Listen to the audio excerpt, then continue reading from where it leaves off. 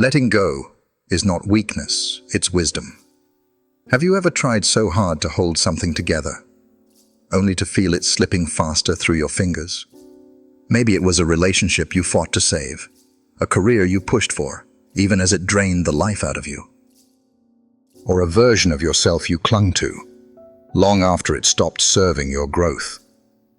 We've been conditioned to believe that letting go is weakness, that if we just try harder, grip tighter, and force the outcome, everything will finally fall into place. But here's the paradox. The tighter you grip life, the more resistance you create. Stoicism teaches us something different, something far more powerful. It teaches us that strength isn't found in control, it's found in clarity. Letting go doesn't mean giving up. It doesn't mean you stop caring. It means you finally stop clinging to what is not within your power to control. And that shift is where everything begins to change. Think about this. What are you holding on to that's actually holding you back? Sometimes, it's not the situation that drains us. It's our refusal to release it. The belief that if we walk away, we're somehow weak, unworthy, or defeated. But true wisdom knows better. The Stoics remind us, the impediment to action advances action. What stands in the way becomes the way. Marcus Aurelius. Sometimes the way forward isn't to charge ahead. It's to surrender, not in defeat, but in dignity. Letting go doesn't close the door to life. It opens it. To alignment, to peace, to real power, not power over others, but power over yourself. Let me ask you something real. Have you ever stayed in a situation longer than you should have, just because walking away felt like failure? I've been there too. So many of us hold on because we fear the unknown. We fear judgment. We fear regret. But regret doesn't come from letting go. Regret comes from betraying your own clarity, just to keep something broken alive. When you surrender the illusion of control, you give life permission to move again, to breathe again, to align you with something greater than what you are forcing. It's like unclenching a fist. You stop fighting what is, and you start flowing with what can be. Now here's the truth. They won't teach you in school or most self-help books. Letting go is not passive. It is one of the most active, conscious, and courageous acts you can ever make, because it means choosing reality over fantasy, growth over comfort, and wisdom over control. In the words of Epictetus, make the best use of what is in your power, and take the rest as it happens. What's in your power? Your perspective, your response, your standards, your boundaries. What's not in your power? How others behave. What they choose, what they cling to or run from. You are not here to carry the weight of other people's denial. You are here to walk in truth, even when truth feels lonely. So if you're standing at a crossroads, if you're gripping something so tightly your soul can't breathe, hear me now. Letting go does not make you weak. It makes you free, free to heal, free to rediscover who you are without the noise. Free to create peace that doesn't depend on chaos. Letting go isn't the end of your story. It's the beginning of a more honest one. Now take a deep breath with me. Release the outcome. Release the fear. Release the need to be everything for everyone. And in that space, find your power again.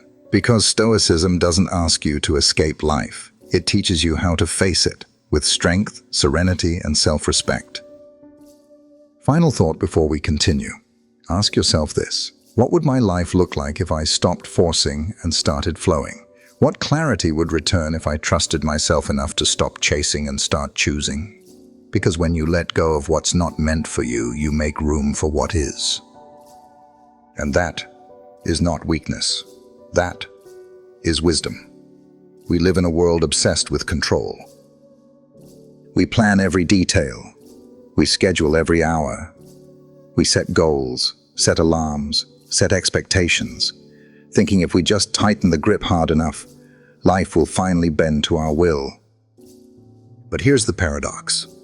The more you try to control life, the more life resists you.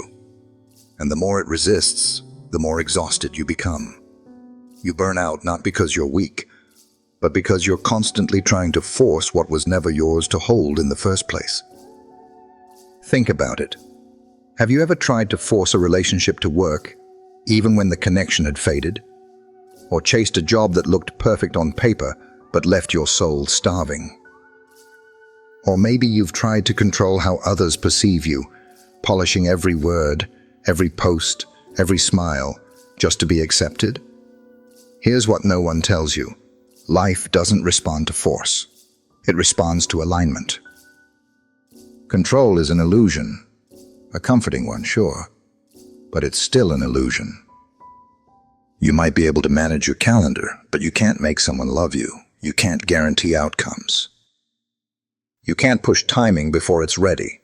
And the harder you try to force it, whether it's love, purpose, healing, or success, the further it slips away. Now this might sound counterintuitive, but the Stoics knew it well. The key to power is not control. It's clarity. It's composure. It's alignment with what is, not with what you demand it to be. Marcus Aurelius once wrote, "You have power over your mind, not outside events.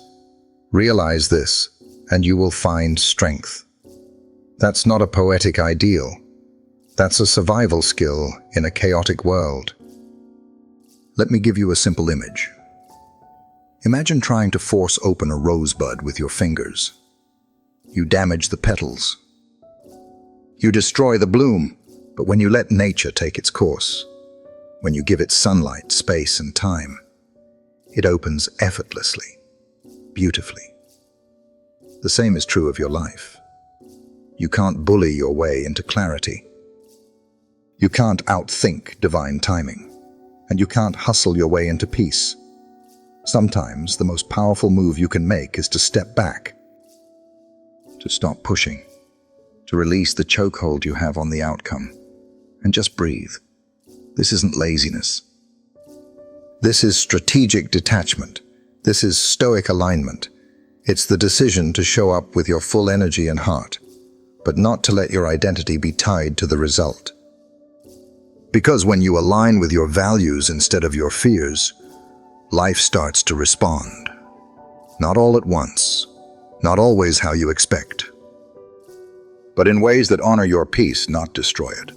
So if you've been forcing something lately, a relationship that drains you, a career path that no longer lights you up, an image of perfection that's costing you your mental health, stop, pause. Ask yourself, is this truly under my control? Or am I mistaking pressure for purpose? Because pressure says, prove yourself. Purpose says, be yourself. One suffocates you, the other frees you. In the end, the Stoic path isn't about escaping responsibility. It's about choosing wisely where to place your energy. Control what you can, your habits, your mindset, your boundaries. Release what you can't, the past, other people's choices, the timing of life. This is not weakness. This is wisdom. And it's how you reclaim your power without losing your peace. Let's clear up one of the biggest misunderstandings about surrender. Surrender is not weakness. It's not giving up. And it's definitely not sitting back and hoping the universe saves you. Surrender is intelligent. It's intentional. It's strength, dressed in stillness. See, we've been taught to grind, to push through, to never give up. And while perseverance has its place, there's a fine line between devotion and desperation. And most of us cross that line without even realizing it. When you're acting from desperation, everything feels like a fight. You're chasing love that doesn't return your call. You're forcing your way through work that depletes you. You're hustling for approval from people who don't even understand your value. You're moving, but you're not aligned. You're busy, but you're not effective. And worst of all, you're exhausted. That's not strength. That's survival mode. And it's not sustainable. Now imagine this. What if, instead of forcing everything to happen, you shifted into flow? What if surrender meant trading control for clarity, trading grind for rhythm, trading fear for grounded faith? Because that's what true surrender is. Not stepping away from action, but stepping away from unwise action. It's not doing nothing. It's doing less of what drains you and more of what aligns with you. The Stoics weren't passive men. They were soldiers, rulers, philosophers, active participants in life. But they understood this. You can take all the right actions, but if your intention is desperate, the outcome will always reflect that chaos. That's why Marcus Aurelius reminds us, waste no more time arguing what a good man should be. Be one. Stop trying to force peace through anxiety. Stop trying to earn love through sacrifice. Stop trying to prove your worth through exhaustion. Surrender means, I will still show up, but I no longer beg. I will still work, but I won't hustle for things that cost me my soul. I will still care, but I will no longer carry what was never mine to begin with. So how do you know if you're in devotion or desperation? Ask yourself, am I acting from fear or from faith? Am I honoring my values or abandoning them? Am I at war with life or in rhythm with it? Because when you're in rhythm, things unfold. Doors open, conversations flow, your energy feels cleaner. And suddenly you're not chasing, you're attracting. That's not magic, that's alignment. So let this be your reminder. Surrender is not the end of effort. It's the beginning of wise effort. It's where you stop throwing your energy at what doesn't work and start investing it in what quietly, steadily calls your name. Let go of the grind. Let go of proving. Let go of chasing things that aren't meant for you. Not because you've failed, but because you finally remembered your worth. Let me tell you a story. It's about Sarah, an artist. Not just any artist, but the kind whose work carries soul. The kind of painter who once lost herself in color, in silence, in the brushstroke, because it was never about success. It was about self-expression, but somewhere along the way, that changed. Sarah got on social media. She studied the algorithms. She listened to what sells. She started posting what people liked, not what she loved. She painted what was trending, not what was true. And at first it felt like progress, likes, comments, DMs, but then, slowly, the joy disappeared. The creativity dried up. She started chasing deadlines, not inspiration. And worst of all, success still didn't come. No clients, no sales, no peace. One day, Sarah hit a wall. She realized she was performing, and not just on social media, but in her own life. Trying to impress, trying to succeed, trying to control every outcome. And it wasn't working. So, she did the unthinkable. She let go. She stopped trying to make it. She stopped painting for attention. She deleted the apps, unplugged from the noise, and returned to the one place she had forgotten, herself. She painted again, but this time from the inside out.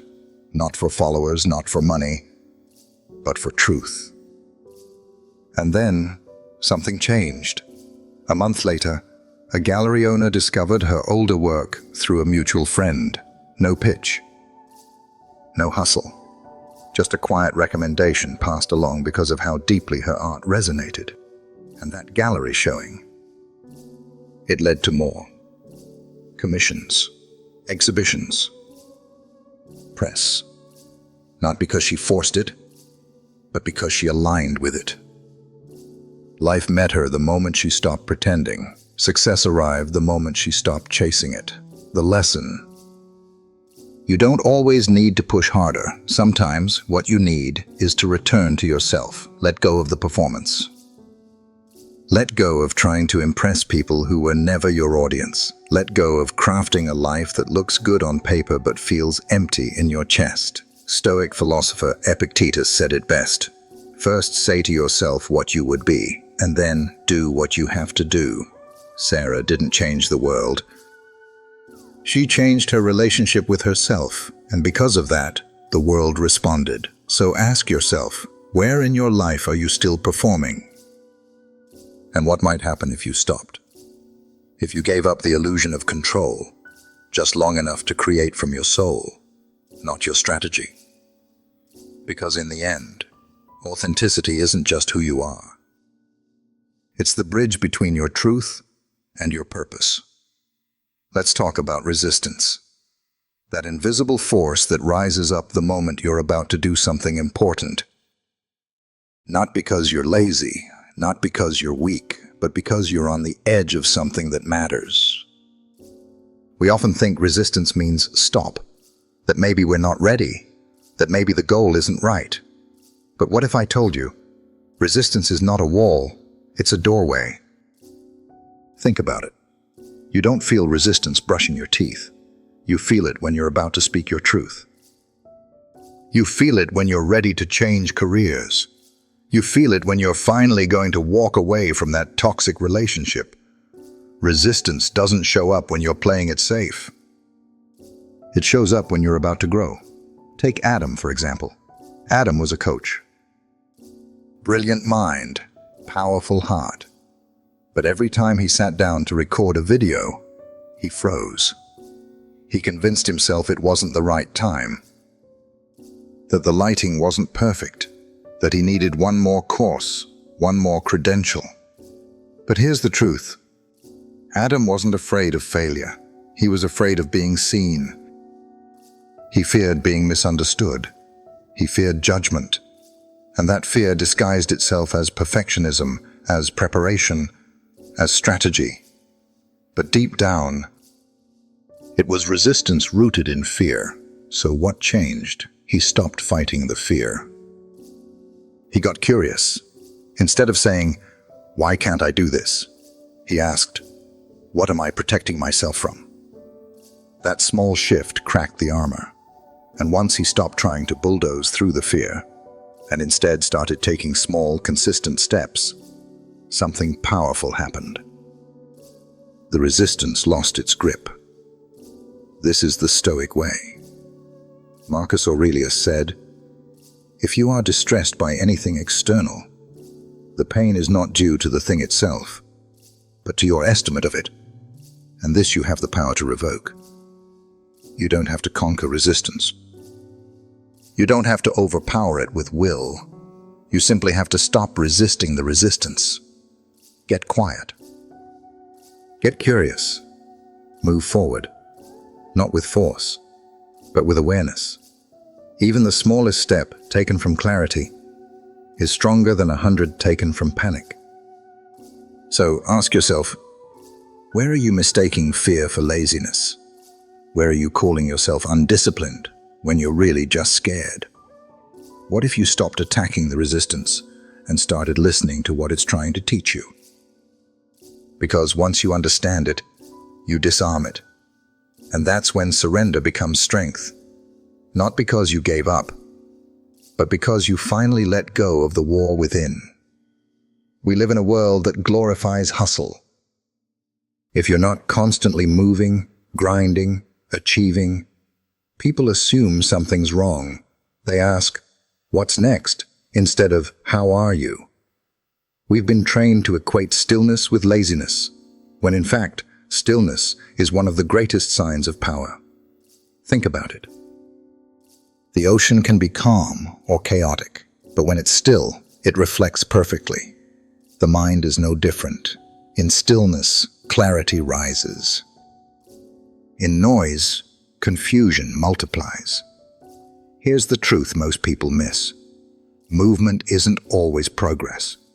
Just because you're busy doesn't mean you're becoming who you're meant to be. A Stoic doesn't chase every opportunity or respond to every distraction. They cultivate presence. They know that real strength isn't always loud. Sometimes it's quiet. Sometimes it's simply the ability to sit with yourself in silence and hear your own soul speak. Let me tell you about James. James was a top executive in his 40s. Sharp. Respected. Always on. He lived on caffeine, deadlines, and adrenaline. From the outside, he was winning. But inside, he was unraveling. He told me, I had everything I thought I wanted, and yet I couldn't sleep, couldn't slow down, couldn't feel anything anymore. Eventually, his body forced what his mind ignored. Burnout hit him like a wall. And in that pause, when he could no longer perform, chase, or fix, he found something unexpected. Stillness. He didn't like it at first. He felt guilty for not being productive. But slowly, he began to hear what he had silenced for years, his own voice. He journaled. He walked without his phone. He stared out the window without needing to explain it. And in that stillness, something began to grow. Not ambition, not strategy, but peace. Purpose, direction. The Stoics knew this well. Seneca wrote, "It is not that we have a short time to live, but that we waste much of it. We waste time in motion without meaning, in chasing validation that never satisfies. But when we choose stillness, not as escape, but as intention, we reclaim our clarity." Like a seed buried in soil, the most powerful transformations happen in silence. Not through force, but through faith. Not through hustle, but through harmony. So let me ask you this. When was the last time you sat still, not to plan your next move, but to pause and listen? Because you're not falling behind. You're just being invited to slow down, and in that sacred pause to remember who you truly are. There's a quiet pressure that haunts many of us, a ticking clock in our minds whispering, "You're behind. Behind on success. Behind on love. Behind on healing." We measure our self-worth by invisible deadlines. Married by 30. Financially free by 35. Have it all figured out by 40. But whose timeline is that, really? And what happens when life doesn't follow it? We panic. We push harder. We assume the delay is a punishment, when often it's protection. Here's the truth that Stoic wisdom reminds us of. The universe isn't late, we're just impatient. Surrender doesn't mean giving up on goals. It means releasing the illusion that you can force what is meant to unfold. It's the humble understanding that divine timing is more intelligent than ego deadlines. We've been taught to hustle, to strive, to prove ourselves worthy by a certain date. But nature doesn't bloom on schedule.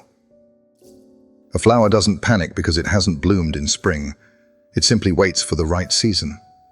And what if your season is still unfolding? I once met a woman named Lena. She was 38, recently divorced, no kids, and wrestling with shame. She told me, "I feel like I failed at the timeline." But here's what unfolded in the next 2 years. She traveled, she healed. She rediscovered her love for writing, launched a blog that went viral, and eventually met a partner who saw her. Not the version she tried to rush into being, but the real her. Her delay wasn't a detour. It was a doorway. But she could only walk through it once she let go of the stopwatch. Marcus Aurelius wrote, "Don't let your reflection on the whole sweep of life crush you. Don't fill your mind with all the bad things that might still happen." In other words, stop measuring life by how quickly you check off the boxes. Life isn't a race. It's a rhythm. And some of your greatest chapters won't begin until you release the need to control the timing. What's meant for you will not miss you. Not because you chase it harder, but because you align yourself with who you truly are. So if you feel like you're behind, Take a breath. You're not late. You're not lost. You're just being redirected, and in that redirection, something wiser than your plan is being written. Let go of the timeline. Reclaim your peace. Trust the unfolding. Because in the end, the goal isn't to arrive quickly, it's to arrive whole. We've been taught a dangerous myth that if we care deeply, we must hold tightly, that love is about control, that connection means managing outcomes. But here's the truth. Real love has nothing to do with control, and everything to do with freedom. Too often, in our fear of losing someone, we try to hold on tighter. We text more, overanalyze every word, overfunction, overgive. We confuse micromanagement with intimacy, and end up choking the very bond we long to strengthen. Let me tell you a story. Jason was in love with Claire. She was kind, warm, and deeply independent. At first, things were effortless. But over time, Jason's old wounds began to whisper. What if she leaves? What if I'm not enough? And so he did what many of us do when we're scared. He tried to control. He needed constant reassurance. He got anxious if she didn't reply fast enough. He asked where she was going, who she was with, what time she'd be back.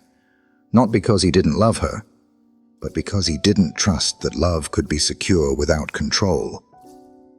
And guess what happened? Claire felt smothered.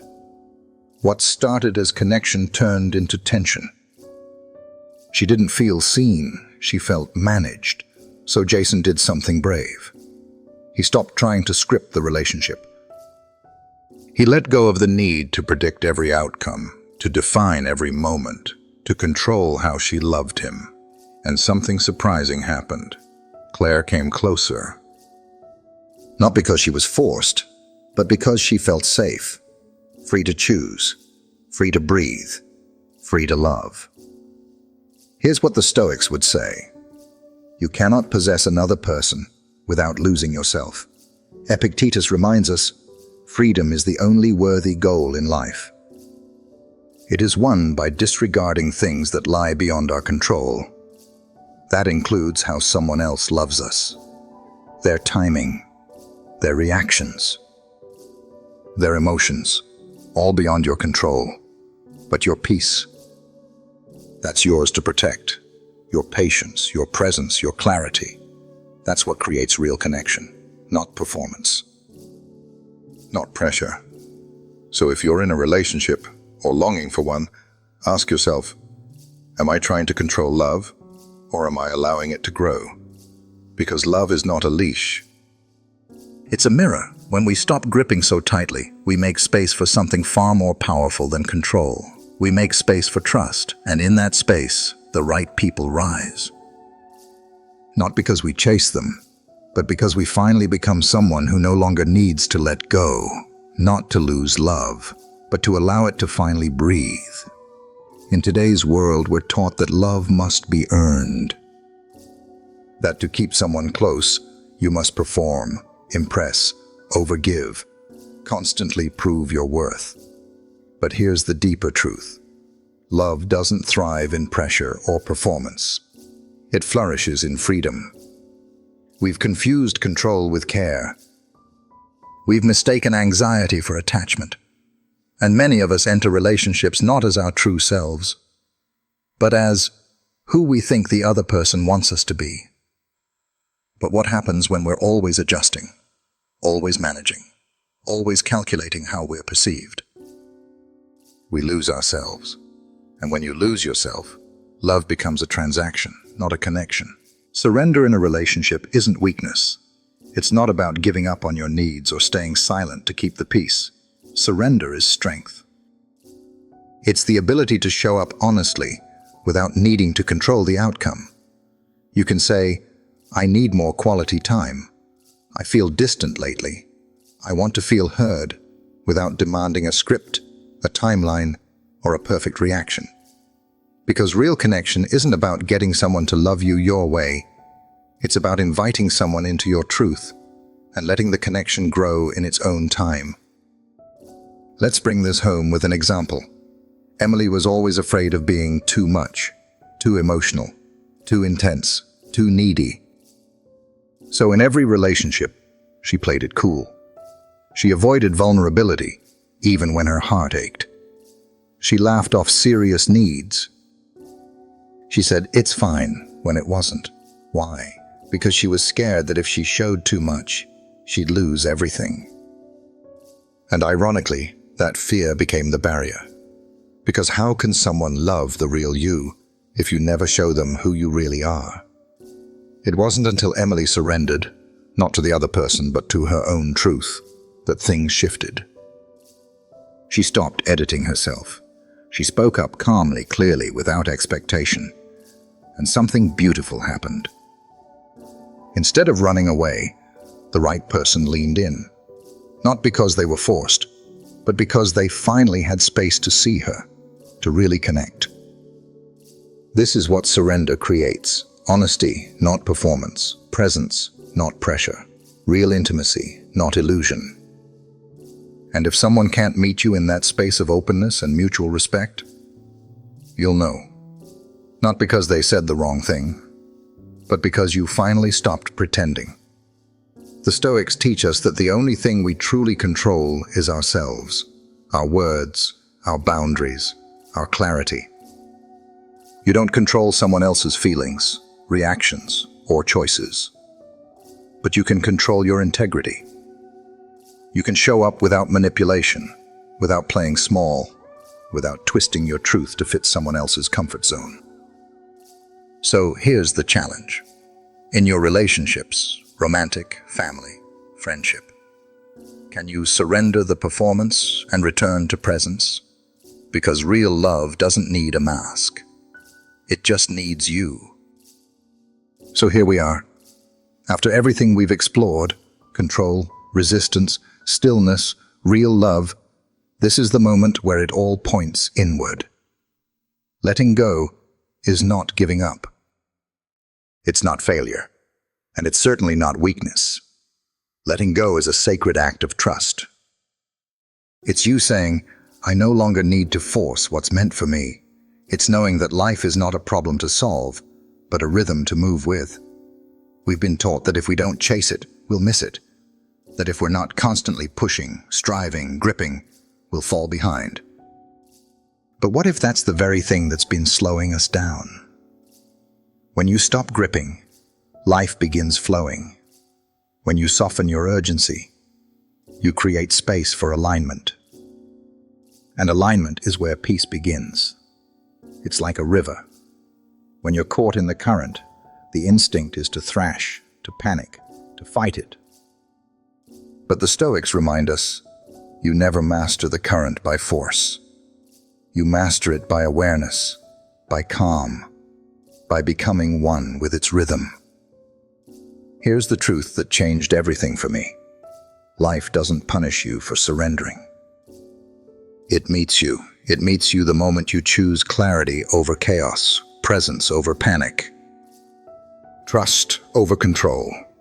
You stop chasing people, and the right ones start showing up. You stop forcing success, and the right doors begin to open. You stop overthinking, and finally start feeling peace again. This is not magic. It's not luck. It's alignment. But that shift requires one thing: the courage to let go. So let me leave you with a few honest questions. Where in your life are you gripping too tightly? Is it a relationship you're afraid to lose? A dream you think must happen on your timeline? A version of yourself you feel pressured to perform?